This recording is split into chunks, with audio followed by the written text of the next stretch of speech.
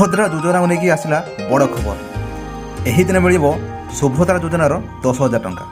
ଦର୍ଶକ ବନ୍ଧୁ, ସୁଭଦ୍ରା ଯୋଜନାକୁ ନେଇକି ବଡ଼ ଅପଡେଟ୍ ଆସିଥିଲା, ଯାହା କୁହାଯାଉଥିଲା 18 ତାରିଖରେ ବା ଆଜି ସେମାନଙ୍କ ଆକାଉଣ୍ଟକୁ 10,000 ଟଙ୍କା ଆସିଥାନ୍ତା।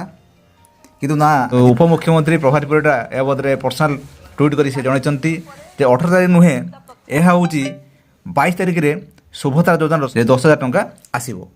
ତ ଆସନ୍ତୁ ଏହା ବଦଳରେ ମୁଁ କହିବି ଯେ ଆପଣଙ୍କର ଯେଉଁ ମିଳିବ ଆପଣଙ୍କ 22 ତାରିଖରେ 10,000 ଟଙ୍କା ଆକାଉଣ୍ଟକୁ ଆସିବ, କେତେ କାହାକୁ ଆପଣଙ୍କ ମିଳିବ, କେଉଁ ମାନଙ୍କୁ ଆପଣ କେତେ ଟଙ୍କା ମିଳିବ ସେ ଆପଣଙ୍କୁ ମୁଁ କହିଦେଉଛି।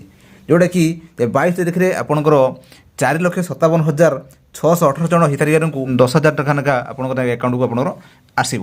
ଯେଉଁଟାକି ପ୍ରଥମ କିସ୍ତିରେ ଆବେଦନ ଯେ କରିଥିଲେ 1,68,000 ପ୍ରଥମ ହିତାଧିକାରୀଙ୍କୁ ସେ ମିଳିବ।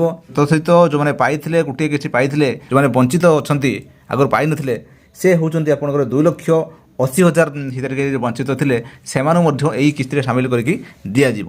ଟୋଟାଲ୍ ଆପଣଙ୍କୁ ଯଦି କୁହାଯାଏ ଆପଣ 4,57,618 ଜଣ ହିତାଧିକାରୀଙ୍କୁ ଏହି 22 ତାରିଖରେ ସେମାନଙ୍କ ଆକାଉଣ୍ଟକୁ 10,000 ଟଙ୍କା ଲେଖା ଆପଣଙ୍କ ସରକାର ପଠାଇବେ। ଦର୍ଶକ ବନ୍ଧୁ, ତ ସହିତ ସୁଭଦ୍ରା ଯୋଜନା ଯେଉଁମାନେ ଏବେ ସୁଦ୍ଧା ସେମାନଙ୍କର KYC କରିନାହାନ୍ତି ବା ଆପଣଙ୍କର କୌଣସି ଅପଡ଼େଟ୍ କରିନାହାନ୍ତି ବ୍ୟାଙ୍କ ଆକାଉଣ୍ଟ, ଯଦି ଆପଣ କରିଥିବେ ତ ଆପଣ 22 ତାରିଖରେ ପାଇବେ, ନଚେତ ଆପଣଙ୍କର ଇଏ ବି ଆପଣଙ୍କର ପାଇନପାରନ୍ତି। ତ କହିବାକୁ ଗଲେ ଯେ ସୁଭଦ୍ରା ଯୋଜନାର ଆପଣଙ୍କର 22 ତାରିଖରେ କନଫର୍ମ ଆପଣଙ୍କର ଟଙ୍କା ଆପଣ ଆସିବ, ସରକାର ପଠାଇବେ, କନଫର୍ମ ଆପଣଙ୍କ ଆକାଉଣ୍ଟକୁ ମିଳିବ। ତେବେ ସାର୍ ଆପଣ ନିଶ୍ଚିତ ରହିଗଲେ ଆପଣ 22 ତାରିଖରେ ଆପଣଙ୍କର 10,000 ଆକାଉଣ୍ଟକୁ ଆପଣଙ୍କର ମିଳିବ। ଦର୍ଶକ ବନ୍ଧୁ, ଇଏ ଥିଲା ଆପଣମାନେ କହିଗଲି ସୁଭଦ୍ରା ଯୋଜନାର ଗୋଟେ ଗୁରୁତ୍ୱପୂର୍ଣ୍ଣ ଅପଡ଼େଟ୍, ଯେଉଁଟାକି ଆପଣମାନଙ୍କୁ କହିଲି ଯେ 18 ତାରିଖ ନୁହେଁ, ଆପଣ 22 ତାରିଖରେ କନଫର୍ମ ଆପଣଙ୍କ ଆକାଉଣ୍ଟକୁ ଆପଣଙ୍କର ସୁଭଦ୍ରା ଟଙ୍କା ମିଳିବ। ଆପଣଙ୍କୁ ସୁଭଦ୍ରା ଯୋଜନା ବାବଦରେ କିଛି କହି ରଖେ, ଯେଉଁଟାକି ଆପଣ ଜାଣିଥିବେ ନିର୍ବାଚନ ସମୟରେ ସରକାର ଆସିବା ପୂର୍ବରୁ ବିଜେପି ଘୋଷଣା କରିଥିଲା ଯଦି ମୁଁ ସରକାରରୁ ଆସେ ଯେ ମାଆମାନଙ୍କ ଆକାଉଣ୍ଟକୁ ମୁଁ 50,000 ଟଙ୍କା ଦେବି। ତ ସେହି ପରିପ୍ରେକ୍ଷୀରେ ସରକାର ଆସିଲା ପରେ ଯେ ପ୍ରତିବର୍ଷ 10,000 ଟଙ୍କା ଲେଖାଏଁ ଆପଣଙ୍କର 5 ବର୍ଷରେ ସେଇଟା ହେଉଛି ସେ ଫିଲ୍ଅପ୍ କରିବ, ଯେ ବର୍ଷକୁ 10,000, 5 ବର୍ଷରେ 50,000 ଟଙ୍କା ସେ ମାଆମାନଙ୍କ ଆକାଉଣ୍ଟକୁ ପଠାଇବ।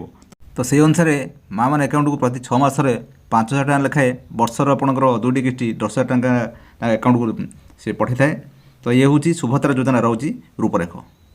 ତ ସେହି ଅନୁସାରେ ଆପଣ এই ନ୍ୟୁଜ୍ରୁ ଆପଣ ବହୁଳ ମାତ୍ରାରେ ସେୟାର କରନ୍ତୁ, କିଛି ଆପଣ ଜାଣିପାରିବେ। ତା ସହିତ ଯଦି ଆପଣମାନେ ଏବେ ସୁଦ୍ଧା ଆମ ଚ୍ୟାନେଲ୍ ଅଛନ୍ତି, ଆମ ଚ୍ୟାନେଲ୍ ସବସ୍କ୍ରାଇବ୍ କରନ୍ତୁ। ତା ସହିତ ଆପଣ ଫେସବୁକ୍ରେ ଆପଣ ଦେଖୁଛନ୍ତି, ଆପଣ ଫଲୋ କରିବା ପାଇଁ ଭୁଲନ୍ତୁନି। ଦର୍ଶକ ବନ୍ଧୁ, ରହିଲି, ନମସ୍କାର, ଜୟ ଜଗନ୍ନାଥ।